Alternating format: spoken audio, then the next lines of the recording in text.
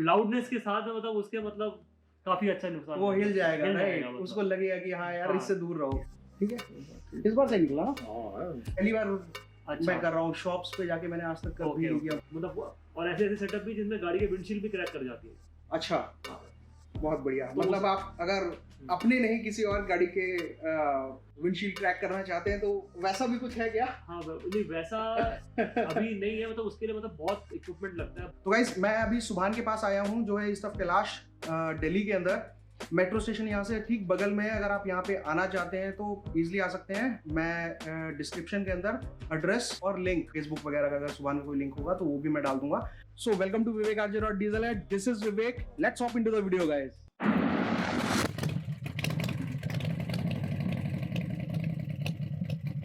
आजकल का माहौल ऐसा हो गया है कि हम लोग ऑलमोस्ट कार में जो टाइम स्पेंड करते हैं वो 2-3 घंटे ऑन एन एवरेज स्पेंड करते ही करते हैं।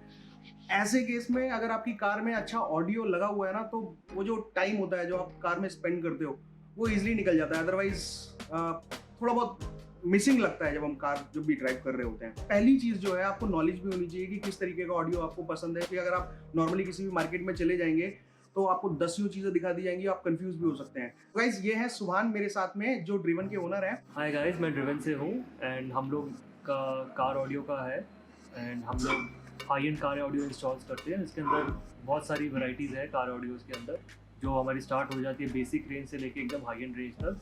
अच्छा सुभान, मैंने सुना है कि एक SQ सेटअप होता है, एक SPL सेटअप होता है और एक SQL सेटअप होता है। ये इसमें डिफरेंस क्या है? मतलब अगर कोई ऐसा बंदा है जिसको नहीं पता है इसके बारे में तो वो इन वर्ड्स को सुनेगा शायद उसे समझ में नहीं आएगा क्या है। हाँ। तो ये बेसिकली होते क्या है? बेसिकली ये 3 कैटेगरी में डिवाइड हो रखे हैं। ठीक है। तो आपका SQ सेटअप जो होता है it is purely sound quality, तभी उसको SQ कहते हैं। उसमें ऐसा क्या खास होता है कि उसको SQ सेटअप कहा जाता है? वो इसलिए कहा जाता है क्योंकि उसके अंदर जो कंपोनेंट्स यूज होते हैं या उसके अंदर जो म्यूजिक होता है उसमें ना आपको ज्यादा बेस समझ लगेगा, उसमें सब कुछ आपका एकदम ब्लेंडेड होता है।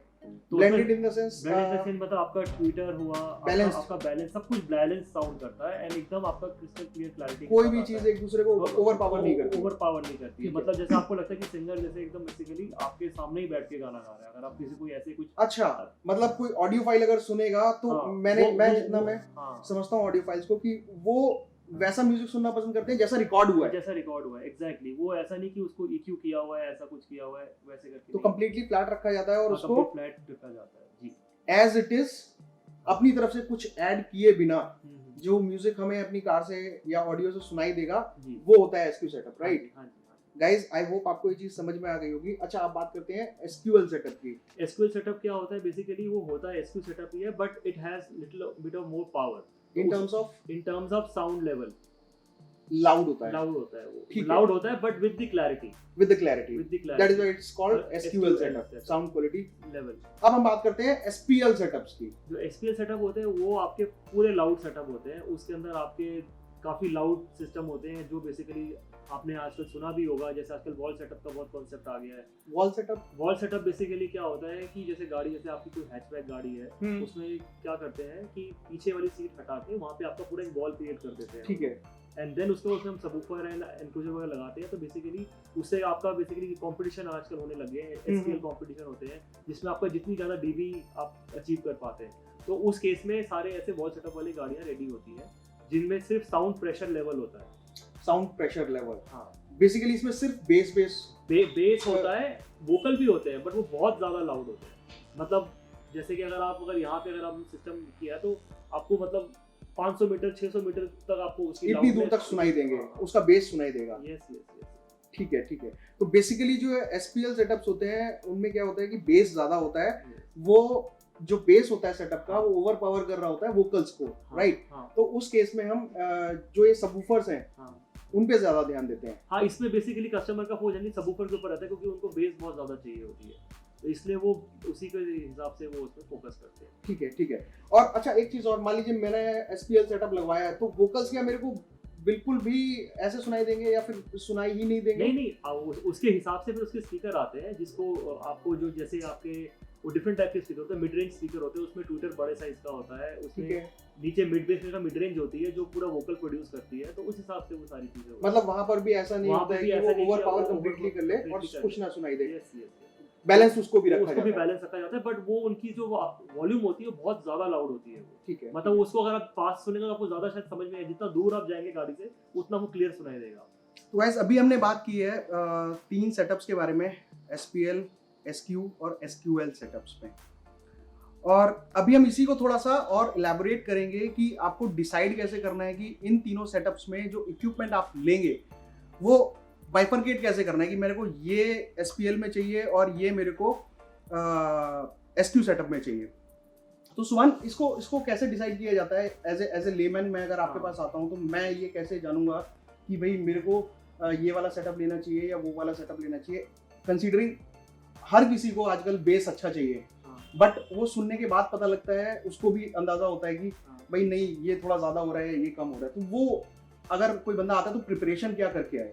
बेसिकली जैसे मैंने स्टार्टिंग में जैसे मैंने आपको बताया कि आप कस्टमर से पहले ही पूछते थे कि उनकी क्या रिक्वायरमेंट है, कैसा म्यूजिक सुनते हैं वो। ठीक है। तो उस हिसाब से हम उसको सबवूफर की भी बहुत सारी वैरायटी होती है, जैसे स्पीकर की वैरायटी होती है, जैसे इसमें किसमें ट्रेबल ज्यादा है, किसमें वोकल ज्यादा तो है। सबवूफर भी बेसिकली इस तरीके के आते हैं कि कुछ SQ सेटअप्स के लिए होते हैं और कुछ SPL SPL के होते हैं, कुछ SQL के लिए भी होते हैं। अच्छा, SQL के लिए भी अलग सबवूफर्स आते एंड हैं। बहुत सारे वूफर ऐसे हैं कि उनको आप दोनों तरह से यूज कर सकते हो, उसमें आपको बॉक्स की कैलकुलेशन चेंज करनी पड़ती है, वर्सेटाइल होते हैं हाँ काफी। हाँ जी हाँ। ठीक है। तो उस हिसाब से वो दोनों काम भी कर देती है, जो दोनों काम करती है, इसलिए हम उसको SQL वूफर कहते हैं, क्योंकि वो SQ भी दे रहा है और साथ साथ वो SPL भी दे रहा है।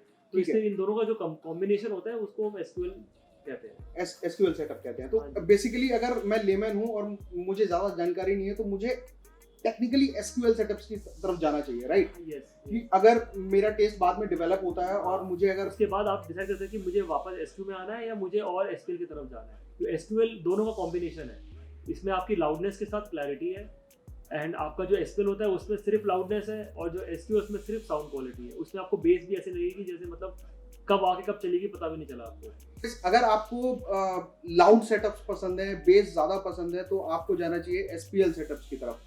लेकिन अगर आपको SQ पसंद है, साउंड क्वालिटी पसंद है, क्लैरिटी पसंद है, म्यूजिक को एज इट इज सुनना है, तो आपको जाना चाहिए SQ सेटअप की तरफ। और इन केस आपको पता ही नहीं है, आप कंफ्यूज हो इन दोनों सेटअप्स के बीच में, तो आपको लेना चाहिए SQL सेटअप्स। तो इसमें क्या है कि आपको दोनों चीज का आपको मिल जाएगा, आपको लाउडनेस भी मिल जाएगी, साथ में क्लैरिटी भी मिल जाएगी। तो कस्टमर समहाउ उस सेगमेंट के कस्टमर ज्यादा है SQL सेटअप में, स्पेशली हमारी इंडियन मार्केट में SQL कस्टमर काफी ज्यादा है।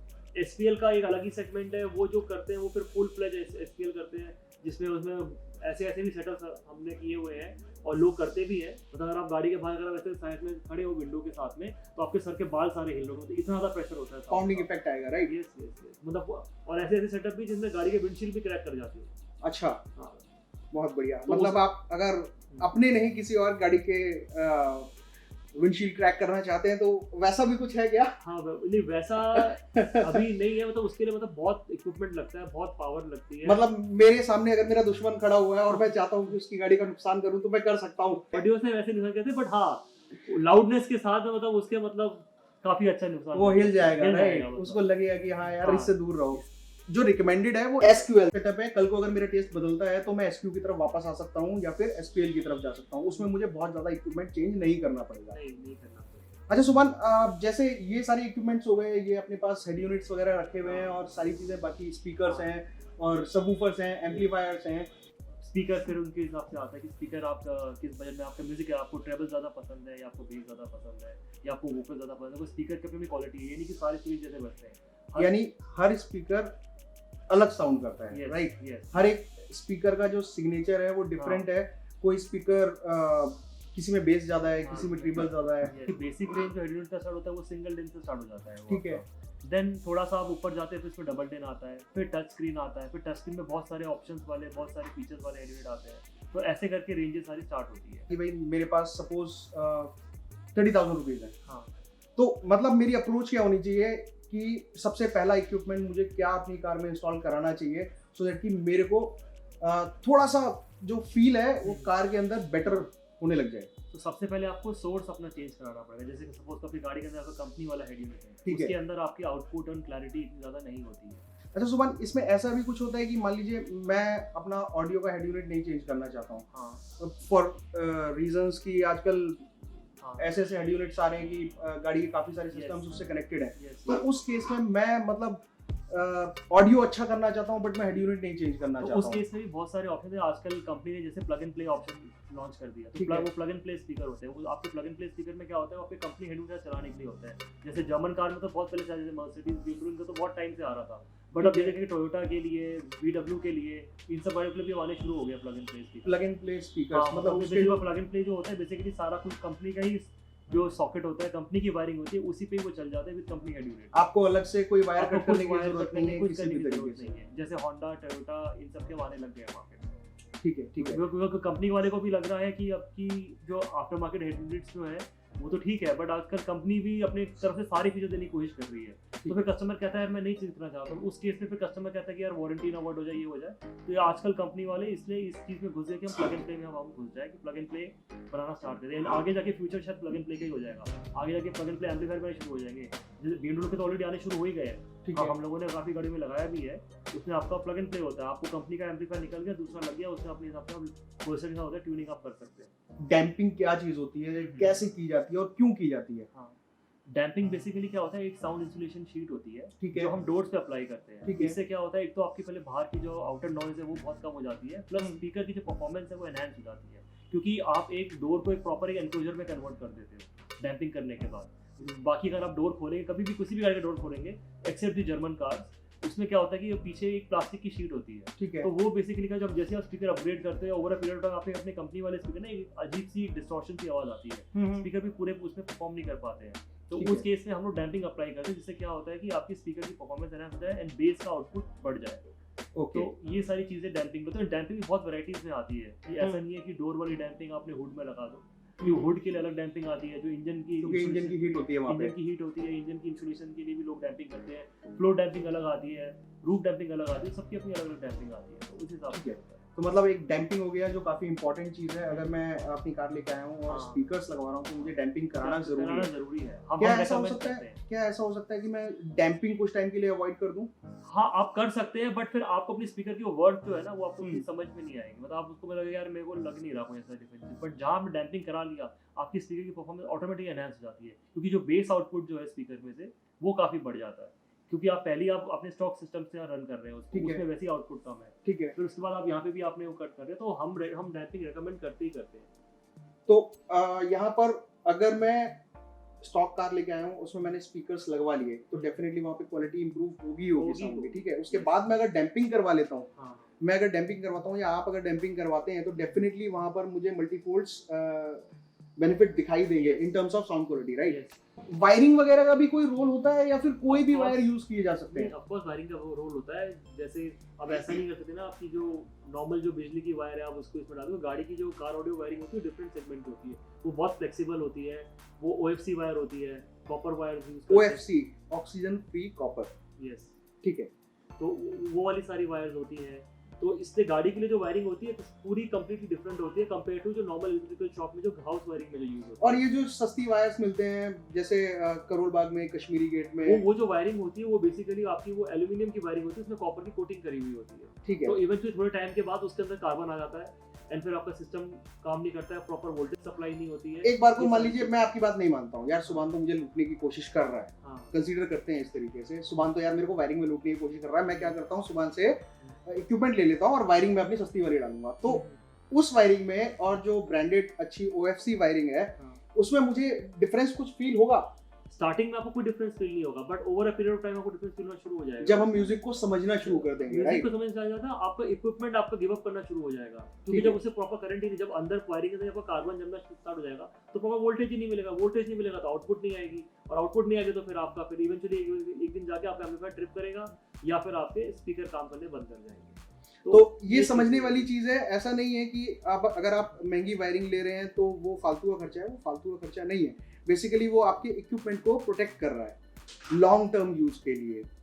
ठीक है। अच्छा, एम्पलीफायर की अगर बात करें तो एम्पलीफायर में भी ऐसा होता है, SPL, SQL और SQ के सेटअप्स अलग अलग आते हैं एम्पलीफायर में कैटेगरी अलग तरीके से रेंज होती है। एम्पलीफायर में आपके क्लास के हिसाब से रेंज होता है। आपका सबसे ऊपर जो लेवल आता है वो क्लास A आता है, ठीक उसके है। नीचे क्लास AB आता है, ठीक है। फिर क्लास D आता है, ठीक है। क्लास G आता है, बड़े सारे ऐसे सेगमेंट आते हैं।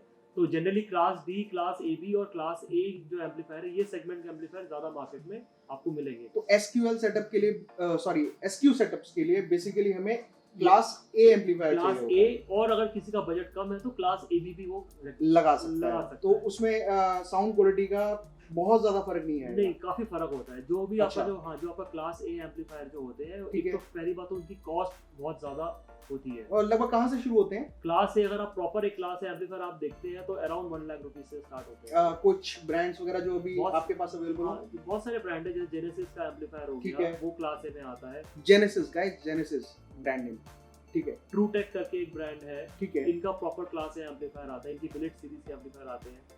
तो ये 1 लाख से स्टार्ट होते 1 हैं? लाख से स्टार्ट होता है, बेसिक रेंज 1 लाख रुपए से स्टार्ट होती ठीक है। है। और वो एंड किसी कुछ ऐसे भी है ट्रूटेक के एम्पलीफायर जो क्लास ए बी एम्पलीफायर भी 1 लाख से स्टार्ट होते हैं, बट वो आप compete कर पाते हैं क्लास ए एम्पलीफायर को, बट क्लास ए का सेगमेंट जो होता है वो completely डिफरेंट होता है। तो जो ट्रूटेक के वो एबी क्लास एम्पलीफायर्स हैं जो 1 लाख के आसपास आते हैं, बेसिकली वो क्लास ए एम्पलीफायर्स के काफी करीब आ जाते हैं, right? Yes, in terms of sound quality. Yes yes yes. और नॉर्मली जो ज्यादा सेल होते हैं वो class A B amplifier class A B amplifier, class A B के एम्पलीफायर जो है बेसिकली एक टाइप का मतलब कंपोनेंट्स का फिर होता है। अब सपोज करिए जैसे आपका क्लास ए बी एम्पलीफायर एक आज की डेट में 20,000 रुपए का भी आ रहा है, एक आपका 40,000 रुपए का भी आ रहा है, लाख रुपए का भी आ रहा है, 2 लाख रुपए का भी आ रहा है क्लास ए बी एम्पलीफायर। तो एक टाइम के पास फिर क्या होता है, अंदर जो उसमें कंपोनेंट्स जो यूज हो रखे हैं तो उनकी कॉस्ट बढ़ जाती है। तो गोल्ड प्लेटेड वगैरह या कैपेसिटर्स जो अच्छे लगे होते हैं, कैपेसिटर होते हैं वो महंगे कंपनी के लगे हुए होते हैं। तो बेसिकली अंदर का जो जितने कंपोनेंट्स है अगर आप वो अगर महंगे कर दो, ऑटोमेटिक उसकी कॉस्ट बढ़ जाती है। ऑब्वियसली तो वैसे करके बट एक basic class A B amplifier आपका 20-25 हज़ार की रेंज से स्टार्ट हो जाता है। हम देखते हैं कई बार क्या होता है, मेरी गाड़ी में नॉइस आ रहा होता है हाँ, ऑडियो के साथ में। हाँ। अल्टरनेटर वाइन ये होता है कि जब आप गाड़ी स्टार्ट करते हैं तो साथ में एक आवाज सुनाई देती है जी। तो मोस्टली करोल बाग जैसी मार्केट में या लोकल मार्केट्स में क्या करते हैं लोग, कोई फिल्टर वगैरह लगा देते हैं। नॉइस तो फिल्टर, हाँ, नॉइस फिल्टर वगैरह। तो एक्चुअली क्या वो काम करते हैं? वो एक्चुअली वो काम नहीं करते। बेसिकली क्या करते हैं, वो आपकी वोल्टेज को कम कर देते हैं उल्टा। ऑलरेडी अगर आपके घर में सपोज करो जैसे आपका ये हेड यूनिट है, इसमें 4 वोल्ट का इसका आउटपुट है, ठीक और है। नॉइस फिल्टर लगा देंगे सीधा उसे हाफ कर देते हैं, वो 2 वोल्ट कर देते हैं। तो ऑटोमेटिकली आपके सोर्स से आउटपुट कम हो गई है उसमें। तो बेसिकली वो कर क्या रहा है, आउटपुट को कम कर रहा है तो आपको, आपको जिससे आवाज है उसकी महसूस नहीं होगी, तो वो basically सुनाई नहीं सुनाई देगी। तो ये करोल बाग मार्केट में बिकता है। बेसिकली इसका फॉल्ट क्या होता है, ये वायरिंग का फॉल्ट होता है। जो अगर आप गाड़ी के अंदर ठीक से वायरिंग जो लोग नहीं करते हैं तो उनकी गाड़ी में ये प्रॉब्लम जनरली आती है। गाइस ये बहुत इंपॉर्टेंट चीज है। इसके मेरे पास, क्योंकि मैं भी काफी टाइम से ऑडियो से जुड़ा हुआ हूँ, मेरे पास भी काफी कॉल्स वगैरह आते थे पहले। सुभान के पास तो डेफिनेटली आते रहे होंगे कि उनकी गाड़ियों में नॉइस आ रहा है। तो उसको ठीक करने का जो सही तरीका है वो ये है कि आपको वायरिंग सही तरीके से करनी है। मैंने भी कई लोगों को रिकमेंड किया है, कई लोगों की गाड़ियों के ऑडियो सेटअप्स फोन पर ही ठीक कराए हैं, बता के कि वायरिंग कैसे करनी है। और सुभान का तो खैर काम ही है, तो सुभान के यहाँ तो हमेशा ये प्रॉपर तरीके से वायरिंग की जाती है। यही बेनिफिट होता है अगर आप किसी अच्छे शॉप पे जाके काम करवाते हैं। तो डेफिनेटली वहाँ के थोड़े चार्जेस ज़्यादा होते हैं, लेकिन उन चार्जेस ज़्यादा होने का जो फ़ायदा मिलता है आपको इन सब चीज़ों में मिलता है, आपको ट्रबल शूट नहीं करना पड़ता है चीज़ों को। जब आपकी गाड़ी में कोई इशू आता है तो ट्रबल शूटिंग में ज़्यादा पंगे नहीं होते हैं, ईजिली आप उसको ट्रबल शूट कर सकते हो। और क्योंकि वायरिंग जब हम स्टार्टिंग से ही बढ़िया करेंगे, प्रॉपर तरीके से वायरिंग की जाएगी, तो इस तरीके के इश्यूज ही नहीं आएंगे। मैं दिल्ली के बाहर का हूँ और मैं आपके पास नहीं आ सकता हूँ, या फिर मेरे आसपास कोई डिसेंट इंस्टॉलर नहीं है जो जिसको ये सब नॉलेज हो कि वायरिंग कैसे करनी है। तो उसमें क्या रिकमेंड करोगे कि मतलब किस तरीके से वायरिंग करनी है? बेसिकली वायरिंग का जो रूट होता है उसे प्रॉपर्ली करें। बहुत लोग क्या करते हैं, सारी वायरिंग को एक साथ करके और उसको टाई करके उसे बस चला देते हैं। तो हमें एक साथ नहीं करनी है एक साथ वायरिंग, नहीं सारी करनी है, टाई नहीं करनी है। हाँ, एक साथ टाई नहीं करनी। जैसे पावर की वायर को उस हिसाब से डालनी है, सबका डालने का तरीका अलग होता है। आरसी केबल का अलग तरीके से रूट होता है, तो वैसे करते हैं। बहुत करोल बाग वगैरह या जितने भी जो मास मार्केट प्रोडक्ट जहाँ पे सेल होते हैं, वहाँ पे बेसिकली क्या करते हैं, वो फटाफट काम करने के लिए, क्योंकि एक इंस्टॉलेशन में पूरा दिन भी लग जाता है अगर आप प्रॉपर तरीके से वायरिंग कर रहे हैं। बट करोल बाग और या फिर ऐसे कोई भी रैंडम मार्केट्स में जो होता है उसमें क्या होता है, आपको 2 घंटे में फ्री कर देते हैं वो, क्योंकि वो सारी वायरिंग एक साथ रखते हैं, बंद किया, लगाया एंड आपको भेज दिया।